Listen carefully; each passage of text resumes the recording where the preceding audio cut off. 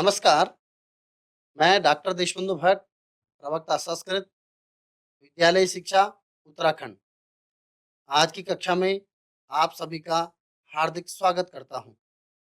आज की कक्षा में हम पढ़ेंगे द्वादश कक्षायाः संस्कृत पाठ्यपुस्तकं भास्वती द्वितीयो भागः प्रथमः पाठः अनुशासनम्। कक्षा 12 की संस्कृत पाठ्यपुस्तक भास्वती द्वितीय भाग उसका पहला पाठ अनुशासनम आज हम पढ़ते हैं। आज के चर्चा के बिंदु हैं पाठ का आदर्श पाठ, इस पाठ का अनुपाठ, कठिन शब्दों के अर्थ और अनुशासन संबंधी जानकारी। प्रस्तुत पाठ अनुशासनम तैत्तिरीय उपनिषद के 11वें अनुवाक शिक्षावल्ली से संकलित है। इसमें आचार्य अपने शिष्यों को नैतिक मूल्यों का उपदेश देते हैं। इसमें सत्य बोलने, सत्याचरण करने, स्वाध्याय और प्रवचन में प्रमाद, असावधानी न करने, माता पिता, आचार्य एवं अतिथि को देवता मानकर उनका सत्कार करने का पावन उपदेश दिया गया है। इस पाठ में दी गई शिक्षाएं सार्वभौमिक एवं सार्वकालिक हैं, अर्थात देश काल में ये शिक्षाएं प्रासंगिक उपयोगी हैं। अब चलते हैं और पाठ का सर्वप्रथम हम आदर्श पाठ करते हैं। वेद मनुच्य आचार्यो अंतेवासिनम अनुशास्ति, सत्यम वद धर्मम चर, स्वाध्यायान् मा प्रमदः, आचार्याय प्रियं धनम आहृत्य प्रजातंतुम मा व्यवच्छेत्सीहि, देवपितृकार्याभ्याम न प्रमदितव्यम, सत्यान्न प्रमदितव्यम, धर्मान्न प्रमदितव्यम, कुशलान्न प्रमदितव्यम, भूत्यैन प्रमदितव्यम, स्वाध्याय प्रवचनाभ्याम न प्रमदितव्यम, मातृदेवो भव, पितृदेवो भव, आचार्य देवो भव, अतिथि देवो भव, यान्य नवद्यानि कर्माणि तानि सेवितव्यानि, नो इतराणि, यान्यस्माकं सुचरितानि तानि त्वयोपास्यानि, नो इतराणि। अथ ते यदि कर्म विचिकित्सा वा वृत्ति विचिकित्सा वा स्यात्, ये तत्र ब्राह्मणाः सम्मर्षिणः युक्ताः आयुक्ताः अलूक्षाः धर्मकामाः स्युः, यथा ते तत्र वर्तेरन् तथा तत्र वर्तेथाः।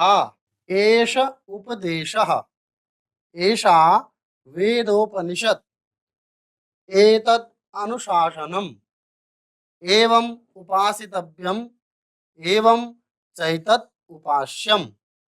तो इस तरह से हमने इस पाठ का आदर्श पाठ किया। अब हम इस पाठ का हिंदी भावार्थ जानते हैं।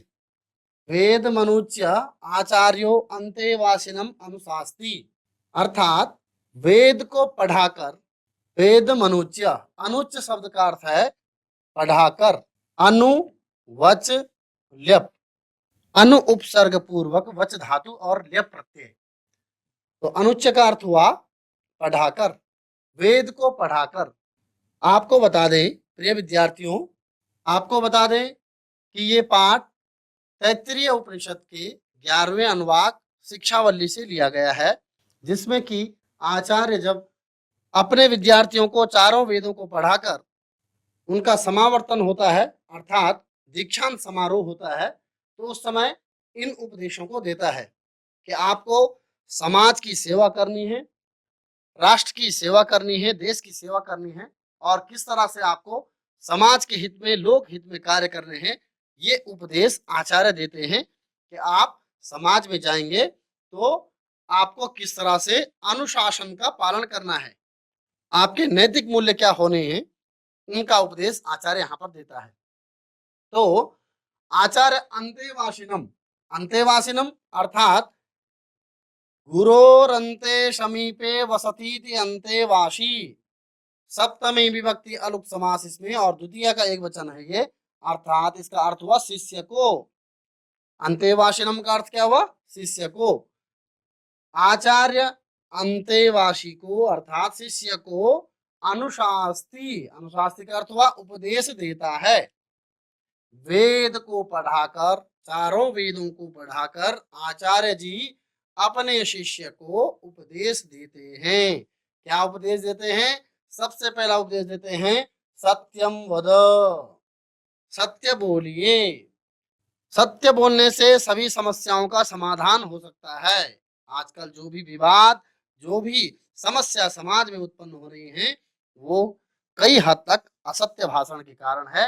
और असत्य भाषण, यदि असत्य बोलना लोग छोड़ दें और सत्य बोलना ही शुरू कर दें तो अपने आप कई विवाद समाहित हो जाते हैं, कई विवाद समाप्त हो सकते हैं। तो सबसे पहला उपदेश है सत्यम वद, सत्य बोलिए।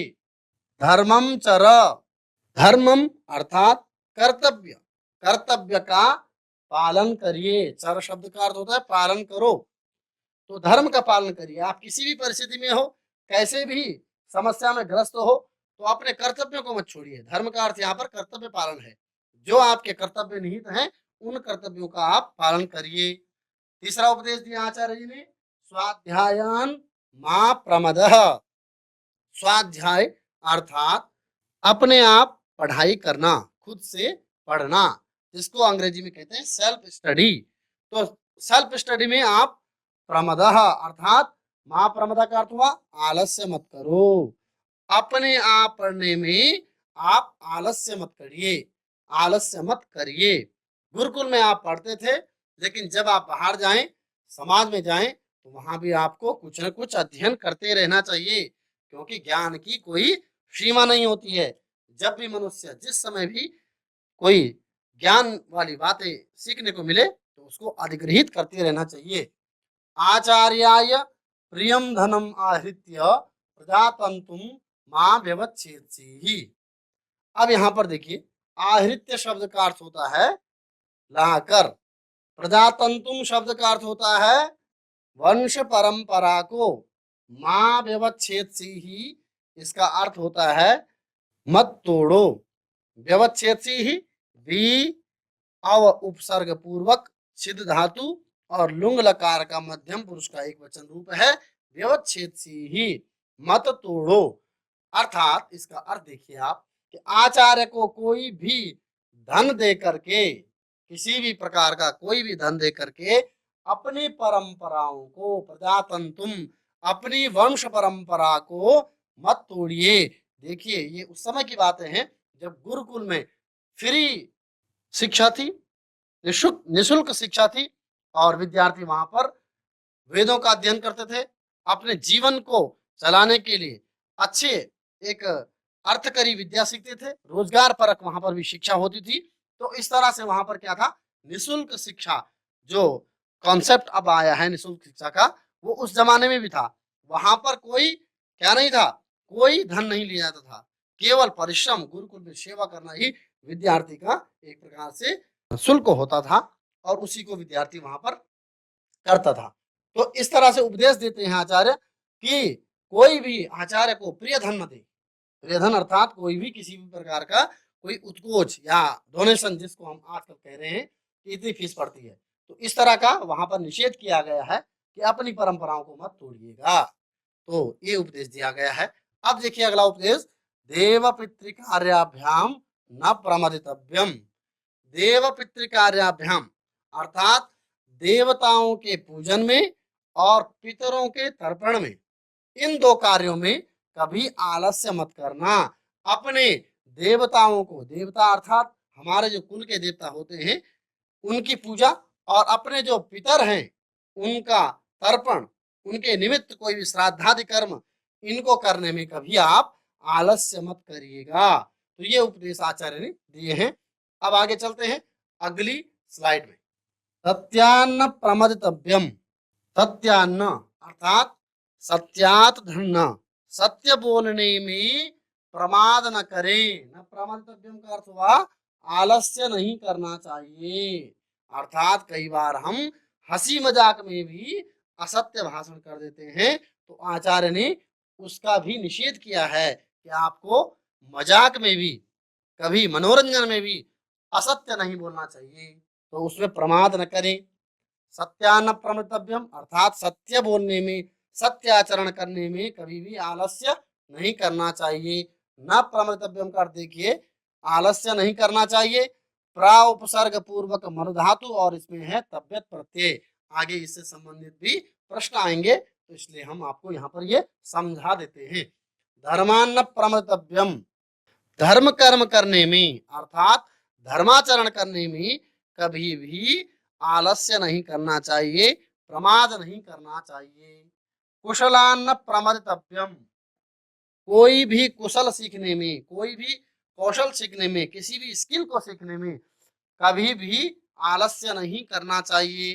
कोई भी आपको स्किल, कुशलता, निपुणता कहीं से भी मिलती है, कोई भी कौशल आप सीखते हैं तो वो आपके भविष्य में काम आती है, इसलिए आपको उसमें क्या नहीं करना चाहिए, आलस्य नहीं करना चाहिए। भूत्यै न प्रमदितव्यम, भूत्य शब्द का अर्थ देखिए ऐश्वर्य, धन या समृद्धि के लिए, आपको इन चीजों की प्राप्ति के लिए, ऐश्वर्य की प्राप्ति के लिए, धन की प्राप्ति के लिए, समृद्धि की प्राप्ति के लिए कभी भी आलस्य नहीं करना चाहिए। अब आगे देखिए आचार्य जी क्या उपदेश देते हैं। स्वाध्याय प्रवचनाभ्याम न प्रमदितव्यम, स्वाध्याय अर्थात स्वयं पढ़ाई करना, प्रवचनाभ्याम, प्रवचन का अर्थ होता है पढ़ाना, स्वाध्याय का अर्थ होता है स्वयं पढ़ना और प्रवचन का अर्थ होता है दूसरे को पढ़ाना। तो जो आपके पास ज्ञान है उसको अगले व्यक्ति तक स्थानांतरित करना, ट्रांसफर करना, तो इसमें आपको आलस्य नहीं करना चाहिए। न प्रमदितव्यम, कभी भी प्रमाद नहीं करना चाहिए, आलस्य नहीं करना चाहिए स्वाध्याय में और प्रवचन में, अर्थात स्वयं की पढ़ाई में और दूसरे को पढ़ाने में कभी भी आलस्य नहीं करना चाहिए। अब आगे देखते हैं आचार्य क्या उपदेश देते हैं। तो यहाँ पर आचार्य किस तरह से उपदेश देते हैं। मातृदेवो भव, अर्थात माता को देवता मान करके उनका पूजन करें। इसका अर्थ हुआ माता ही देवता के समान होती हैं और उनकी हमें क्या करनी चाहिए, पूजा करनी चाहिए। और इसका एक अर्थ और भी हो सकता है कि माता ही हमारे लिए देवता है। पितृदेवो भव, अर्थात पिता को देवता मान करके उनका सम्मान करना चाहिए। आचार्य देवो भव, आचार्य को देवता मान करके उनके प्रति सत्कार भावना, सेवा भावना रखनी चाहिए। अतिथि देवो भव, ये तो हमारी भारतीय संस्कृति का विशिष्ट एक प्रकार से पहचान है, विशिष्ट अस्मिता है हमारी कि हम संपूर्ण विश्व के लोगों को अपना अतिथि मानते हैं और हमारी अतिथि देवों की भावना पूरे विश्व में बलवान है। तो अतिथि देवो भव, जो भी अतिथि हमारे घर पर आए उसको हम देवता मान करके उसका सम्मान करें, सत्कार करें। तो ये उपदेश आचार्य जी देते हैं। यान्य नवद्यानि कर्माणि तानि सेवितव्यानि, अर्थात अनवद्यानि, नवद्यानि नया तत्पुरुष समास है, इसका अर्थ होता है अनिंद्य, दोष रहित। यानी धन अनवद्यानि, यानी धन अनवद्यानि, यहाँ पर देखिए इसमें यण संधि है, यानी धन अनवद्यानि।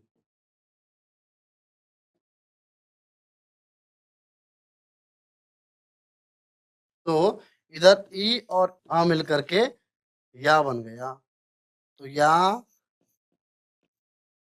न्य ये बन गया, इधर का आ इस या में मिल गया यान्य, तो यानी अनवद्यानि, यान्य नवद्यानि,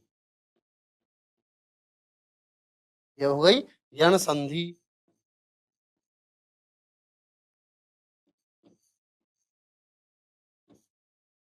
ठीक है। तो अब देखिए, जो कर्म अनिंद्य हैं, दोष रहित हैं, उन्हीं कर्मों को करना चाहिए। सेवितव्यानि, उन्हीं का सेवन करना चाहिए।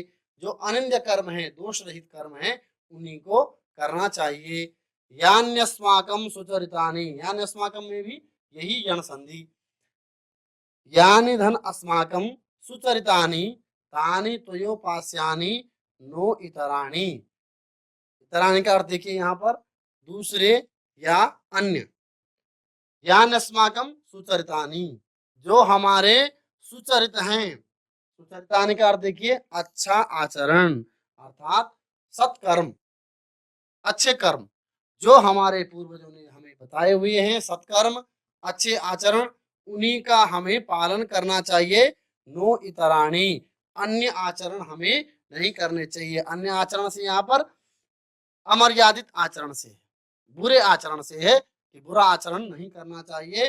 जो आचरण हमको उपदिष्ट किया गया है, जो हमको पहले से हमारे पूर्वजों ने हमको बताया है, उसका ही हमको पालन करना चाहिए। अथ ते यदि कर्म विचिकित्सा वा वृत्ति विचिकित्सा वा स्यात्। अब देखिए, सबसे बड़ी समस्या यही आती है आजकल, जब आप ग्रेजुएशन अर्थात स्नातक स्नातकोत्तर कर लेते हैं, तो उसके बाद कर्म विचिकित्सा और वृत्ति विचिकित्सा जरूर आती है। कर्म विचिकित्सा का अर्थ देखिए, कर्म विचिकित्सा, कर्मणि विचिकित्सा, सप्तमी तत्पुरुष समास। इसका अर्थ होता है उचित अनुचित कर्म के विषय में संदेह होना। और वृत्त विचिकित्सा का अर्थ होता है आचरण के विषय में संदेह होना। अथते यदि कर्म विचिकित्सा, अब अगर आपके जीवन में कहीं पर कर्म के प्रति में, कर्म के प्रति विचिकित्सा होती है, अर्थात उचित अनुचित के विषय में संदेह होता है कि कौन सा काम मुझे करना चाहिए, किस फील्ड में मुझे जाना चाहिए, तो आपको क्या करना है, क्या उपदेश दिया गया है। ये तत्र ब्राह्मणाः सम्मर्षिणः युक्ताः आयुक्ताः अलूक्षाः धर्म कामाः स्युः यथा ते तत्र वर्तेरन् तथा तत्र वर्तेथाः। अब आचार्य जी ने कहा है कि जो वहां पर आपके सम्मुख कोई आपके श्रेष्ठ वृद्धजन, ब्राह्मण शब्द से यहाँ पर बताया गया उनको, ब्राह्मण अर्थात जाति सूचक ब्राह्मण नहीं, जो ज्ञान में ब्राह्मण है, ब्रह्म को जानते हैं, सही और गलत का निर्णय जानते हैं, उन ब्राह्मणों को आप पूछिए, अर्थात उन श्रेष्ठ ज्ञानी जनों को पूछिए, उन वृद्ध जनों को पूछिए, आपके जो परिवार में वृद्ध हैं उनको पूछिए, जो सम्मर्षिणः अर्थात विचारशील, सम्मर्षिणः का अर्थ देखिए विचारशील, सहनशील, युक्त व्यक्ति जो वहां पर हों आपके सम्मुख, ज्ञान विज्ञान में तृप्त हों, अर्थात आयुक्ताः, स्वतंत्र निर्णय में जो समर्थ व्यक्ति हों, अलूक्षाः, अरूक्षाः, जो कोमल हृदय वाले हों, धर्म कामाः, धर्मस्य कामाः, अर्थात कर्तव्य परायण लोग हों, उनको पूछिएगा कि हमें कौन सा रोजगार करना है, कौन सा व्यवसाय करना है, कौन सा कर्म करना है। यथा ते तत्र वर्तेरन्, अब जैसा वो आपको बताएं, तथा तत्र वर्तेथा, आपके सम्मुख आपके बड़े जो आपको बता रहे हों और जिस तरह से वो बताएं उसी का आपको पालन करना है, उसी के मार्ग पर आपको चलना है। तो आगे चलते हैं। एष उपदेशः, यही उपदेश है। एषा वेदोपनिषद, वेदोपनिषद सबका देखिए, वेद धन उपनिषद, यहाँ पर आपको गुण संधि, कौन सी संधि, गुण संधि, वेद धन उपनिषद। वेद में द में आ है और इधर ऊ में ऊ है, तो इन दो को मिलकर के बराबर ओ हो जाता है, तो ये हो गई आपकी गुण संधि। वेदोपनिषद, ठीक है। तो अब देखिए, वेदोपनिषद का अर्थ हुआ वेदस्य उपनिषद, अर्थात ज्ञान का सार। जो आपको आचार्य जी ने ये उपदेश दिए हैं, यही उपदेश ज्ञान का सार है। एतत् अनुशासनम, अनुशासनम शब्द का अर्थ देखिए, अनु उपसर्ग पूर्वक सास धातु और ल्युट प्रत्यय, अर्थात यही आदेश है, यही शिक्षा है। जो आपको पूर्व में बताया गया है यही आपके लिए क्या है, अनुशासनम, आदेश अथवा शिक्षा। एवं उपासितव्यम, उपासितव्यम का अर्थ देखिए, उपसर्ग पूर्वक आश धातु और तव्यत प्रत्यय, अर्थात यही उपासना के योग्य है। क्या है, उपासना के योग्य है। एवं चैतत उपास्यम, उपास्यम का अर्थ देखिए, उपसर्ग पूर्वक आश धातु और यत प्रत्यय। कौन सा प्रत्यय, यत प्रत्यय। उपासना करनी चाहिए, इसका अर्थ क्या हुआ, उपासना करनी चाहिए। जो आपको पूर्व में उपदेश दिया गया है यही उपदेश है, यही वेदों का सार है, ज्ञान का सार है। और एतत् अनुशासनम, यही आपके लिए आदेश है, शिक्षा है, यही आपको उपासना के योग्य है और यही आपको उपासना इसकी करनी चाहिए। जो आपको बताया गया है वही आपको पालन करना चाहिए। तो आगे चलते हैं और आगे देखते हैं उपनिषद के विषय में किसने क्या कहा है। ये आपके योग्यता विस्तार वाले भाग में है। अब हम जानते हैं उपनिषद शब्द के अर्थ। उपनिषद, उपनिषद शब्द से अर्थ सामान्यम निरूपयन आह आद्य गुरु शंकराचार्य, अर्थात उपनिषद शब्द के सामान्य अर्थ को बताते हुए आद्य गुरु शंकराचार्य जी ने कहा, उपशब्दो ही सामीप्यमाहा, अर्थात उपशब्द समीपता के लिए कहा गया है। उपशब्द का अर्थ होता है समीपता, निकटता, नजदीक। निशब्दश्च निश्चयार्थ, अर्थात उपनिषद में उपसर्ग हैं उप और नि, ये दो उपसर्ग हैं इसमें। तो नि शब्द का अर्थ आचार्य शंकराचार्य जी ने बताया निश्चयार्थ, अर्थात निश्चित ही। तस्मात् एकात्म्यम निश्चितम, अर्थात उससे एकात्म निश्चित है, अर्थात इस ज्ञान को प्राप्त करके तादात्म्य अर्थात एकात्म हो जाना निश्चित है। सा विद्या सहेतुम संसारम साधयति, अर्थात इस विद्या को प्राप्त करके, उपनिषद विद्या को प्राप्त करके सहेतुम संसारम साधयति, अर्थात इस विद्या को जान करके क्या होता है, संसार से व्यक्ति पार हो जाता है। इत्युपनिषद, इस प्रकार से उपनिषद का अर्थ आचार्य शंकराचार्य जी ने बताया है। तदेर धातोर विशरण गत्य वशादनार्थस्योपनि पूर्वस्य क्विप प्रत्ययान्तस्य रूपमुपनिषदिति, अर्थात सद धातु का विशरण गति अवसादन अर्थ होता है। सद धातु का क्या अर्थ होता है, विशरण गति और अवसादन, ये अर्थ होता है। इस अर्थ वाले धातु से उप नि उपसर्ग पूर्वक क्विप प्रत्ययान्तस्य रूपम उपनिषद इति, इसमें सद धातु है, उप और नि उपसर्ग है और क्विप प्रत्ययांत है। ये तो ये शब्द बना उपनिषद। क्विप प्रत्ययांत जितने भी शब्द होते हैं वो स्त्रीलिंग में प्रयोग होते हैं। उपनिषद मानव चिंतनस्य परमोपलब्धि स्वरूपाः उपनिषदः निश्चित रूपेण भारतीय संस्कृतेः अद्वितीया निधयः सन्ति।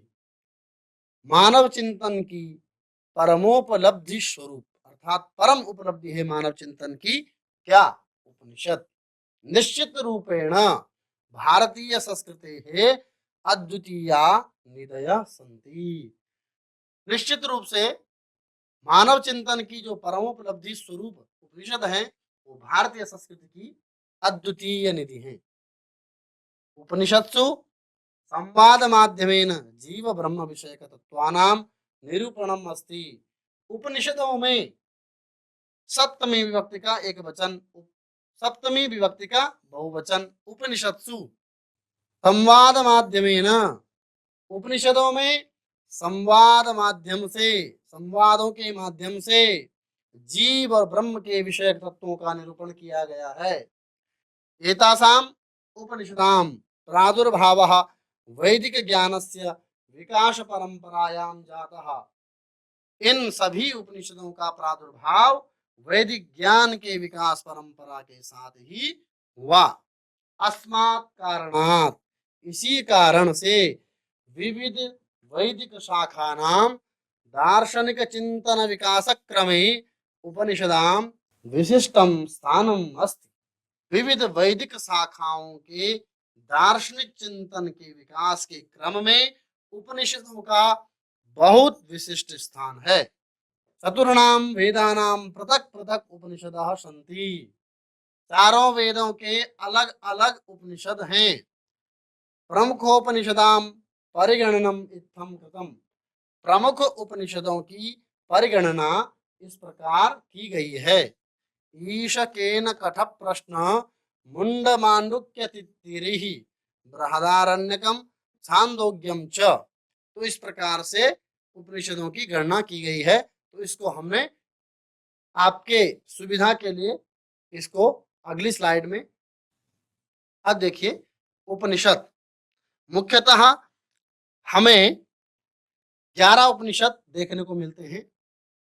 इनमें सबसे पहले आता है ईशावास्योपनिषद, दूसरा है केनोपनिषद, तीसरा है कठोपनिषद, नंबर 4 प्रश्नोपनिषद, नंबर 5 मुंडकोपनिषद जिसमें सत्यमेव जयते है। मुंडकोपनिषद से ही सत्यमेव जयते लिया गया है। मांडुक्योपनिषद, तैत्तिरीयोपनिषद जिससे हमारा ये पाठ अनुशासनम लिया गया है। बृहदारण्यकोपनिषद, छांदोग्योपनिषद, ऐतरेयोपनिषद और श्वेताश्वतरोपनिषद। तो मुख्यतः हमारे को 11 उपनिषद मिलते हैं। तो इनको हमने यहाँ पर लिखा है। उपनिषदों की संख्या कहीं कहीं 108 निर्धारित की गई है। अब आगे देखते हैं तैत्तिरीयोपनिषद। उपनिषद इयं कृष्ण यजुर्वेदस्य तैत्तिरीय संहितायाः ब्राह्मण ग्रंथस्य अंतिमो भागः तैत्तिरीयारण्यकम इति कथ्यते। तैत्तिरीय उपनिषद जो है, ये उपनिषद कृष्ण यजुर्वेद के तैत्तिरीय संहिता के ब्राह्मण ग्रंथ का अंतिम भाग है और इसका नाम कहा जाता है तैत्तिरीय आरण्यक। अस्मिन् आरण्यके 10 प्रपाठकाः सन्ति। इस आरण्यक में 10 प्रपाठक हैं। एतेषु प्रपाठकेषु सप्तमतः नवम प्रपाठक पर्यन्तं यो भागः स एव तैत्तिरीयोपनिषद इति कथ्यते। इन प्रपाठकों में 7 से लेकर 9 प्रपाठक पर्यंत जो भाग है उसी को ही तैत्तिरीय उपनिषद कहा जाता है। शिक्षावल्ली, ब्रह्मानंदवल्ली, भृगुवल्ली च तेषां क्रमशः नामानि। शिक्षावल्ली, ब्रह्मानंदवल्ली, भृगुवल्ली इनके क्रमशः अन्य नाम हैं। शिक्षावल्ली, अब देखिए, अयम पाठः शिक्षावल्लीतः संकलितोस्ति। जो ये आपका अनुशासनम पाठ है, ये शिक्षावल्ली से संकलित है।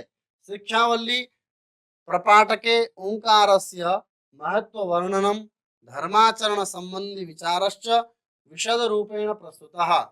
शिक्षावल्ली प्रपाठक में ओंकार का महत्व का वर्णन और धर्माचरण संबंधी विचार बहुत ही विशाल रूप में प्रस्तुत किए गए हैं।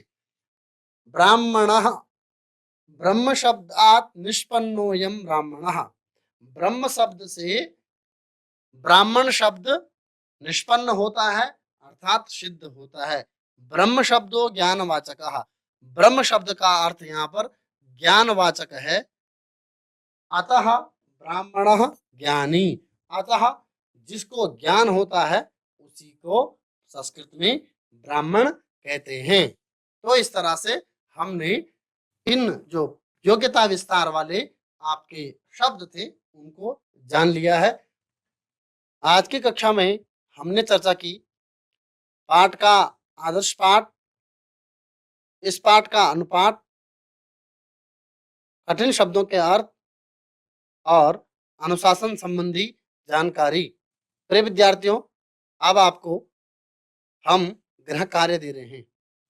अस्य पाठस्य उच्चारणं कृत्वा ध्वनि रिकॉर्डर माध्यमेन परीक्षणं करोतु कियत् शुद्धोच्चारणं भवान करोति। इस प्रश्न का अर्थ हुआ कि इस पाठ का आप अनुपाठ करिए, रिकॉर्ड करिए। जो ध्वनि रिकॉर्डर होता है उसके माध्यम से आप अपनी आवाज को रिकॉर्ड करिए और अपना परीक्षण करिए खुद से कि आप कितना इस पाठ को शुद्ध उच्चारण कर पा रहे हैं। प्रश्न संख्या 2 है, अस्य पाठस्य मातृभाषायां सारांशम लिखत। इस पाठ का सारांश अपनी मातृभाषा में लिखिए। आपकी मातृभाषा हिंदी, गढ़वाली, कुमाऊनी, जौनसारी कोई भी हो सकती है। आप उसमें इस पाठ का सारांश लिखिए। आज की कक्षा में हमने जिन जिन बिंदुओं पर चर्चा की, आशा करते हैं कि आपको वो भली भांति समझ आ चुके होंगे। मिलते हैं नए अध्याय के साथ दूसरी कक्षा में। तब तक के लिए धन्यवाद।